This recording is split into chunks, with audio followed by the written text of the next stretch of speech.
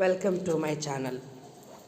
ఈరోజు మనం plant growth and development ఈ చాప్టర్కి సంబంధించిన కంటెంట్ ఎలా ఉంటుందో టాపిక్ వైజ్ డిస్కస్ చేద్దాం. ఫస్ట్ మనం అనుకున్న టాపిక్లో గ్రోత్ అండ్ డెవలప్మెంట్. గ్రోత్ అంటే ఏంటి? ఇక్కడ పర్మనెంట్గా సైజ్ ఇంక్రీజ్ అవుతూ ఇర్రివర్సబుల్ అంటే మళ్ళీ వెనక్కి గ్రోత్ అనేది డిక్రీజ్ కాకుండా ప్లాంట్ సైజులో ఆర్గాన్లో లేదా ఇక part of a cell growth జరుగుతూ ప్లాంట్ యొక్క డ్రై వెయిట్లో ఇంక్రీజ్ అవుతుంది. అదే ఇక్కడ మనకు డిఫైన్ చేశారు. Growth is defined as a permanent and irreversible increase in size of plants an organ or its part of cell accompanied by an increase in dive rate. ఇప్పుడు మనకి ఇక్కడ క్వశ్చన్ అడిగేటప్పుడు గ్రోత్ డెఫినేషన్లో పర్మనెంట్ అనేది ఇవ్వకపోవచ్చు, temporary అని ఇవ్వచ్చు. అంటే correct sentence identify చేసేటప్పుడు ఇర్రివర్సబుల్ బదులు రివర్సబుల్ ఇవ్వచ్చు. తర్వాత ఇంక్రీజ్ ఇన్ డ్రై వెయిట్ బదులు డిక్రీజ్ ఇన్ డ్రై వెయిట్. అంటే సినానిమ్స్ మనకి యాంటానిమ్స్ ఇక్కడ వాడి సెంటెన్స్లో రాంగ్ రైట్ ఐడెంటిఫై చేసేటప్పుడు కానీ డెఫినేషన్ చూడమన్నప్పుడు కానీ సెలెక్ట్ చేయమన్నప్పుడు కానీ ఇలాంటి సెంటెన్సెస్ మనకు రావచ్చు. There are two basic type of growth in all organisms. ఏవి అంటే ఏ ఆర్గానిజంలోనైనా బేసిక్గా టూ టైప్స్ ఆఫ్ గ్రోత్స్ ఉంటాయి అంటున్నారు. ఒకటి growth by cell division and growth by cell elongation. ఇప్పుడు మనకి గ్రోత్ స్టార్ట్ అయ్యేటప్పుడు సెల్ డివిజన్ అంటే సెల్ పర్మనెంట్గా డివైడ్ అవ్వడము, లేదా సెల్ ఎన్లార్జ్మెంట్ అంటే ఏంది మొత్తం పూర్తిగా పొడవుగా సాగిపోయినట్టుగా ఉండడం. అట్లనే ఇప్పుడు ఇక్కడ మెరిస్టమాటిక్ టిష్యూ తీసుకుంటే గ్రోత్ బై సెల్ డివిజన్. ఈ గ్రోత్ సెల్ డివిజన్లో ఎన్ని రకాలు ఉన్నాయి చూద్దాం. Primary growth, secondary growth. Primary growth ఏంటి అంటే the growth అక్కర్ in plant body since germination is called primary growth. అంటే మనం ఒక సీడ్ పెట్టినప్పుడు ఆ సీడ్ నుంచి చిన్నగా గ్రోత్ స్టార్ట్ అవుతుంది. ఆ జెర్మినేషన్లో ఆ టిష్యూని మనం ప్రైమరీ గ్రోత్ అంటాం.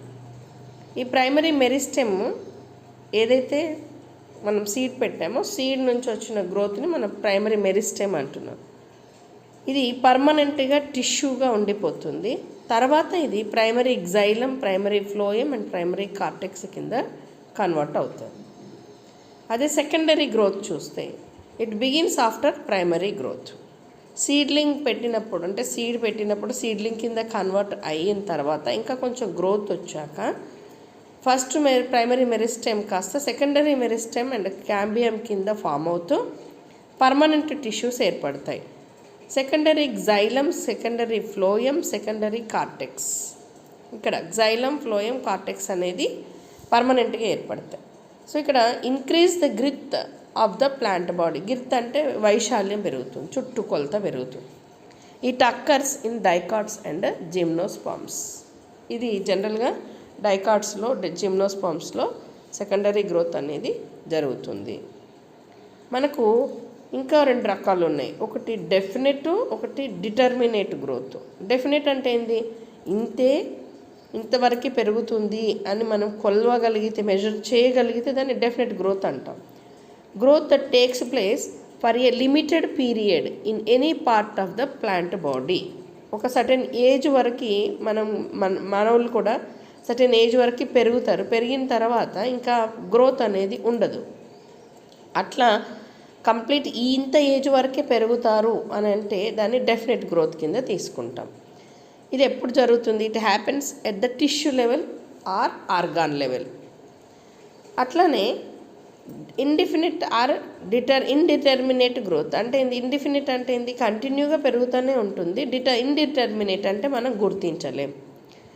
It occurs continuously in any part of the plant body at the tissue level or at the organ level. Main stem, main root and the organ level, organism level. Polycarpic perennial trees like mango, coconut ఇవి example. Next చూస్తే మనకి growth cycle. ఈ growth cycle ఏంటి అంటే the indeterminate growth in higher plants exhibit a characteristic of growth cycle. ఇప్పుడు ఏంటి, first seed పెడతాము, seed germinate అవుతుంది, తర్వాత సీడ్లింగ్ కింద కన్వర్ట్ అవుతుంది, ఆ చిన్న మొక్క డెవలప్ అయ్యి యంగ్ ప్లాంట్ కింద కన్వర్ట్ అవుతుంది, యంగ్ ప్లాంట్ మ్యాచ్యూర్ ప్లాంట్ కింద కన్వర్ట్ అవుతుంది, తర్వాత మళ్ళీ ఆ మ్యాచ్యూర్ ప్లాంట్ అనేది సీడ్స్ని ప్రొడ్యూస్ చేయడం స్టార్ట్ చేస్తుంది. అంటే ఏంటి, ఇది ఒక సైకిల్ ప్రాసెస్ కంటిన్యూగా నడుస్తూనే ఉంటుంది. సో గ్రోత్ ఈజ్ మెజరబుల్, గ్రోత్ని మనం మెజర్ చేయొచ్చు. Growth is a cellular level. ఎక్కడ మెజర్ చేయొచ్చు అంటే at cellular level is due to increase in the amount of protoplasm increase అవుతూ, ఆ ఇంక్రీజ్ అయిన ప్రోటోప్లాజం డిఫికల్ట్ టు మెజర్. దాంతోపాటుగా fresh weight, dry weight and length, area, volume and cell number పెరిగితే దాన్ని మనం మెజర్ చేయొచ్చు. ఇక్కడ మనకి బిట్ ఇచ్చేటప్పుడు మెజరబుల్ ఏంటి అని అడిగే ఛాన్సెస్ ఉంటాయి. ఇప్పుడు ఇక్కడ ఎగ్జాంపుల్ ఇచ్చాడు మనకు, maize root apical meristem. Apical అంటే ఎండ్ పార్ట్లో ఉంటుంది, పైన టాప్ దగ్గర. So apical meristem 17,500 cells per hour, ఒక గంటకి ఇంత పెరుగుతాయని చెప్తున్నాడు. In watermelon increase in the size of cell is 3,50,000 times length of a pollen tube, area of dorsey ventral leaf. ఇది జనరల్గా మనకు క్వశ్చన్ అడిగేటప్పుడు ఈ రెండింటిలో నంబర్ ఆఫ్ సెల్స్ అడగచ్చు, ఏది ఎక్కడ పెరుగుతుంది అనేది అడగచ్చు. Phases of growth. ఇందులో growth regions in an angiosperm plant are the shoot apex and root apex అంటున్నాడు. అంటే ప్లాంట్లో స్టెమ్కు సంబంధించిన చివరి పార్ట్ షూట్ అపెక్స్ అయితే, రూట్కి సంబంధించిన చివరి పార్ట్ రూట్ అపెక్స్ అవుతుంది. సో ఈ రెండు రీజియన్స్లో cell division and cell elongation, cell maturation జరిగి గ్రోత్ అనేది కనపడుతుంది.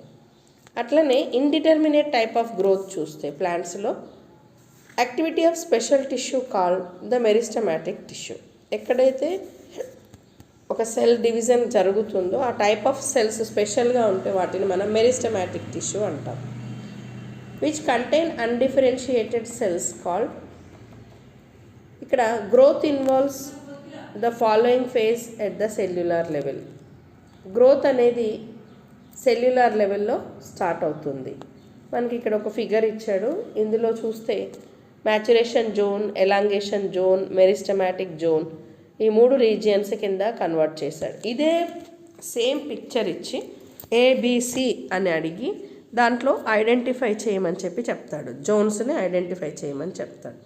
సో చివరగా ఫైనల్ కింద ఉన్నది ఏంటి అంటే మెరిస్టమాటిక్ జోన్. ఇదేంటి, స్పెషల్ టిష్యూ. దీంట్లోంచే మనకి cell elongation and cell division start అవుతుంది, మళ్ళీ మొక్క పొడవు పెరగడానికి యూజ్ అవుతుంది. Phases of cell division, phases of cell elongation and phases of cell differentiation, ఈ మూడు కూడా పర్మనెంట్ టిష్యూ ఏదైతే ఫామ్ అవుతుందో అది జనరల్గా ఎక్కడి నుంచి అంటే కొలెన్ కైమా, స్క్లీరెన్ కైమా, xylem and phloem. The phase of cell division and the phase of cell elongation are under controlled by growth hormones. ఇవి అన్నీ కూడా మనకి ఒక ప్లాంట్లో హార్మోన్స్ అనేది రిలీజ్ అవుతాయి, ఆ హార్మోన్స్ ద్వారా ఇవన్నీ జరుగుతాయి. The phase of cell differentiation is the result of differential gene action. So next మనం గ్రోత్ రేట్ చూస్తే the increased growth per unit time is termed as a growth rate. అంటే ఒక యూనిట్ టైంలో ఎంత గ్రోత్ అనేది జరిగిందో అది మనం ఖచ్చితంగా కొలవగలిగితే దాన్ని మనం గ్రోత్ రేట్ అంటాం. This growth of rate can be expressed mathematically. ఇప్పుడు మనం గ్రోత్ని ఎలా ఎక్స్ప్రెస్ చేయగలుగుతాము అంటే mathematical. An organism or part of the organism can produce these cells in a variety of వేస్.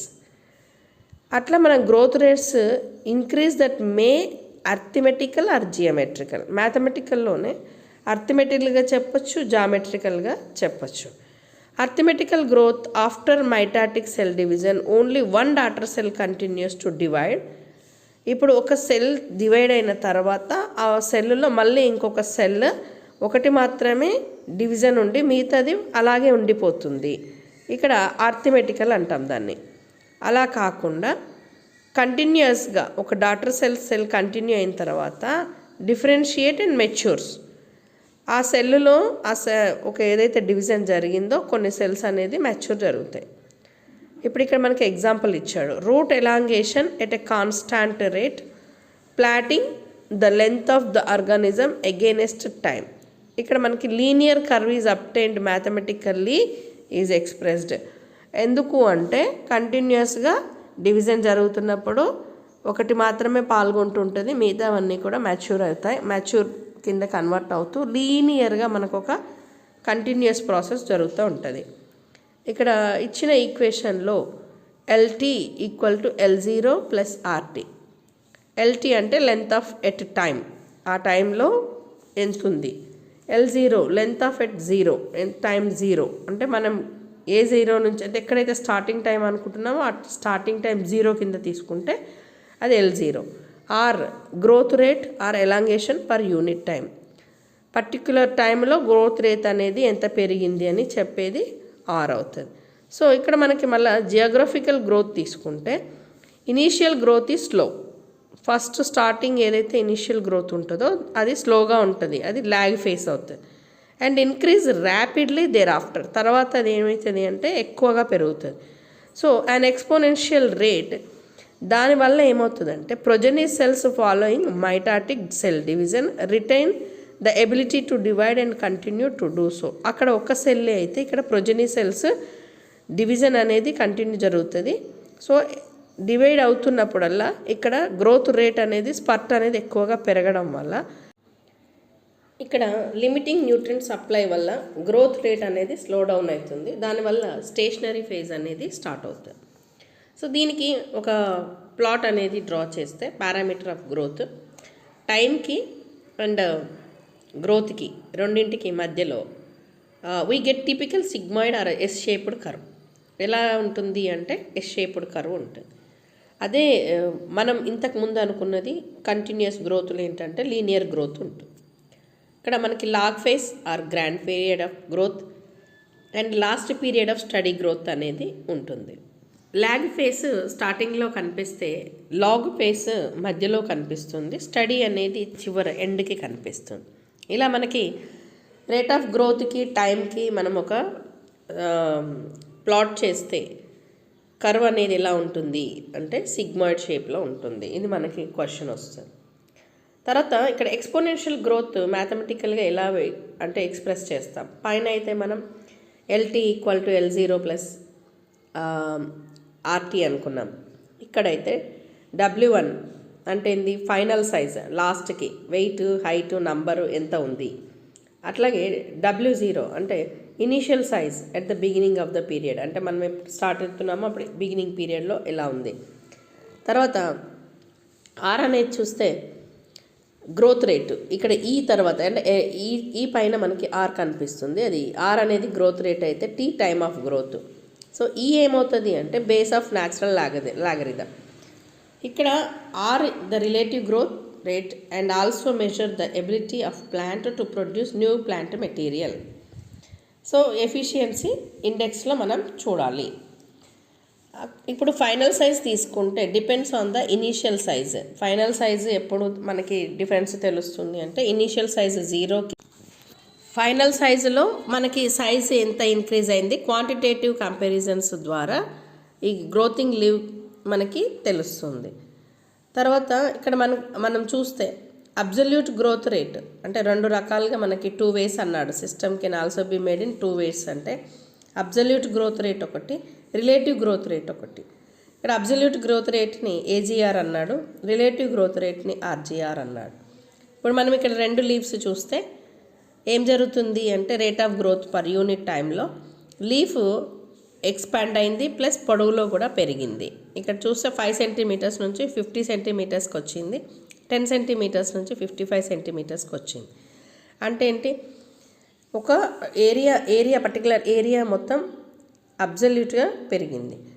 అట్లే రిలేటివ్ గ్రోత్ ఇండెక్స్ రేట్ చూస్తే it is the growth per unit time as percentage of initial size, in other words it is a growth of given system per unit time expressed అనే common basis. ఇప్పుడు example కూడా ఇచ్చాడు మనకి.